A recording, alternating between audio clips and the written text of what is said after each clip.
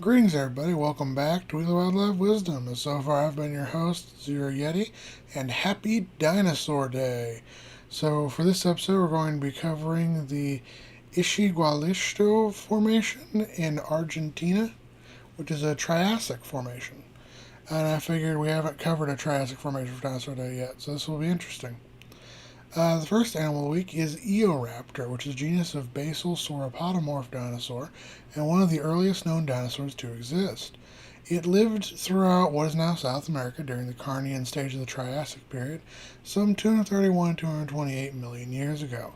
The first remains of Eoraptor, consisting of a partial articulated skeleton, were unearthed in 1991 from the Valle de la Luna and the Cancha de Bocas member of the Ischigualasto Formation in Argentina by University of San Juan paleontologist Ricardo Martinez during fieldwork conducted by the University of Chicago and the University of San Juan. The specimen was shipped to the Field Museum of Natural History in Chicago for preparation by William F. Simpson and Bob Masek, and then it was described by Paul Sereno, Catherine Forrester, Raymond R. Rogers, Alfredo M. Moneta in 1993. They named the animal Eoraptor lunensis, meaning dawn plunderer from the Valley of the Moon. Said holotype was later returned to Argentina, where it remains on display at the Museum of Natural Sciences. Today, there are three mostly complete Eoraptor skeletons that have been recovered, along with other isolated elements such as teeth, reaching around 3.3 to 5.7 feet or 1 to 1.7 meters in length, and around 11 to 22 pounds or 5 to 10 kilograms in weight. Eoraptor was quite small and lightly built, especially when compared to its titanic descendants, the sauropods. It was a bipedal animal capable of surprising speed and agility, with flexible five-fingered hands which sported three large claws, likely used to help capture prey. Combined with its distinctive, lightly built skull, these features caused scientists to first assign Eoraptor as a theropod. However, over time, certain skeletal morphologies and its leaf-shaped teeth led it to be reclassified as a sauropodomorph. In life, Eoraptor would have been an omnivore, feeding upon ferns, cycads, seeds, horsetails, conifers, insects, fungi, and small vertebrates. Next up is Ischigualastia. I hope I'm pronouncing that right. It is an extinct genus of large Dicynodont therapsid in the family Stalecridae, which lived throughout what is now South America. I'm going to adjust my microphone one second. During the late Carnian age and the early Anorian age of the late Triassic period, some 232 to 223 million years ago. The first remains of the genus, consisting of a skull and partial skeleton, was found in the Ischigualasto Formation of the Concha de Bocas member of the Ischigualasto Villa Union Basin in northwestern Argentina by Dr. James Jensen. In 1962, the specimen was described by Christopher Barry Cox as an enormous Dicynodont, with a short, high skull which lacked tusks. Cox dubbed the animal Ischigualastia genense in reference to the Ischigualasto Formation and James Jensen. Since then, multiple additional skulls and partial skeletons have been recovered, reaching around 9 to 14 feet or 3 to 4 meters in length and 2,000 to 4,000 pounds, 900 to 1,800 kilograms in weight. Ischigualastia is regarded as larger than its later and more famous relative Placerus, and ranks amongst the largest land animals of the Triassic.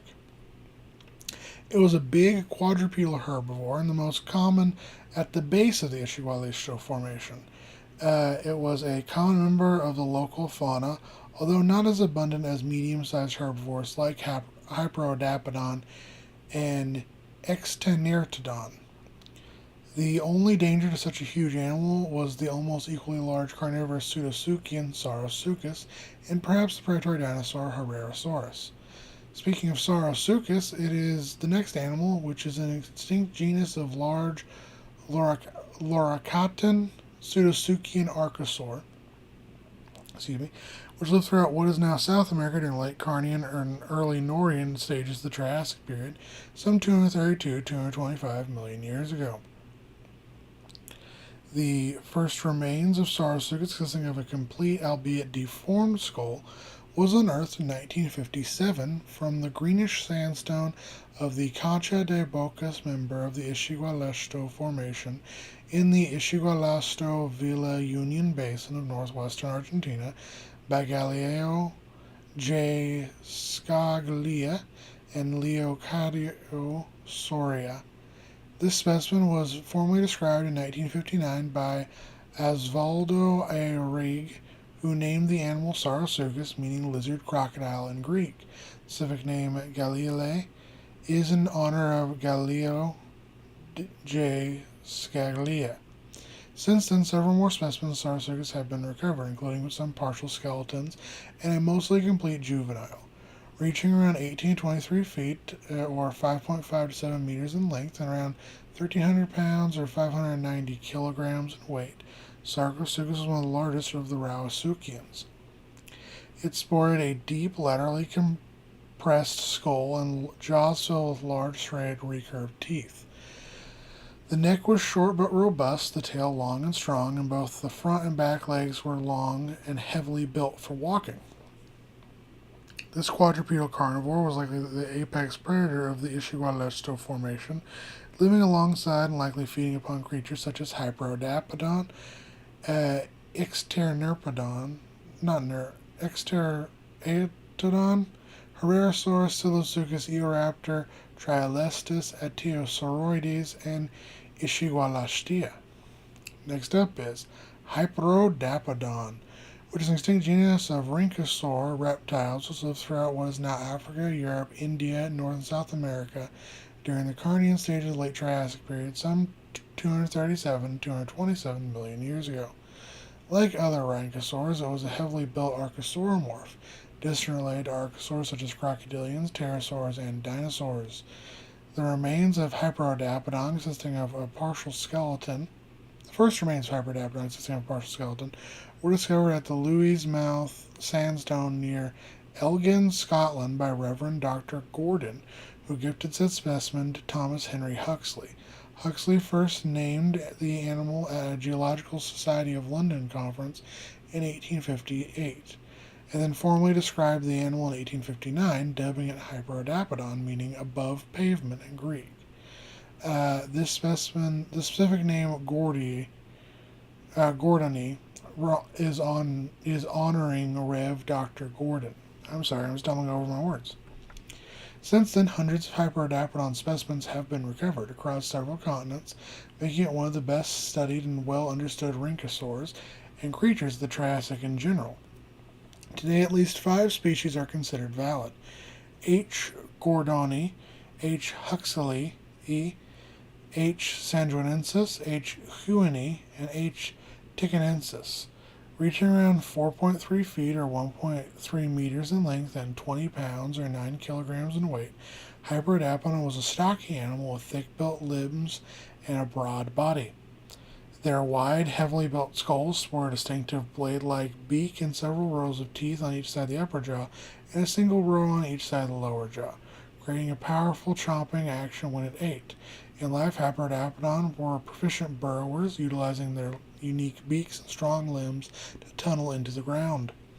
These herbivorous animals also use their beaks to break apart and feed upon dense, tough vegetation, most notably seed ferns. And next up is an animal I'm struggling to pronounce, Exeratodon. Exeratodon.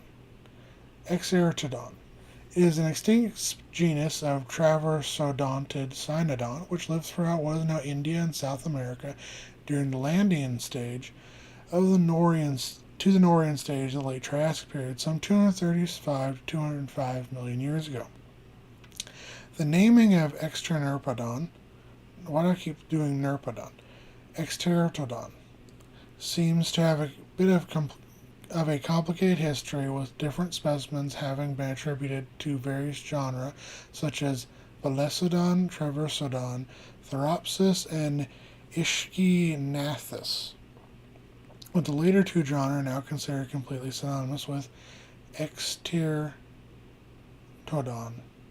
For example, a type specimen consisting of a near-complete skull was initially described as Balesodon argentinens in by Angel Cabrera with the help of Jose Bonaparte, they distinguish it as its own genus. Today, over 200 specimens have been recovered, some in remarkably good condition, including a mother who was preserved pregnant with 2 calves. 4 species are considered valid: E. argentinus from the Ischigualasto formation of the Ischigualasto Villa Union Basin of northwestern Argentina. There's also E. major and E. riograndensis from the Santa Marina formation of the Parana Basin in southeastern Brazil. And then there's E. staticaceae from the lower Malari formation of India, reaching some 5 to 6 feet or 1.5 to 1.8 meters in length and around 130 to 190 pounds or 60 to 86 kilograms in weight. Extertodon was a fairly large, low-slung creature. Despite its massive jaws and terrifying appearance, studies show that its teeth were well developed to grind vegetation, meaning that Extertodon was likely a herbivore and was one of the most numerous herbivores of southern Pangaea during the Middle and Late Triassic period. Next up, we have Pisanosaurus, which is an extinct genus of early dinosauriform reptile which lived throughout what is now South America during the Carnian stage of the Triassic period, some 231 to 227 million years ago. The first and only known specimen of Pisanosaurus, consisting of a single partial skeleton, was unearthed in 1962 by Galileo Juan Scaglia at the Hoyada del Cerro Las Lajas locality in the Ischigualasto formation of the La Rioja province of Argentina. It was later described by Argentine paleontologist Rodolfo Casamichel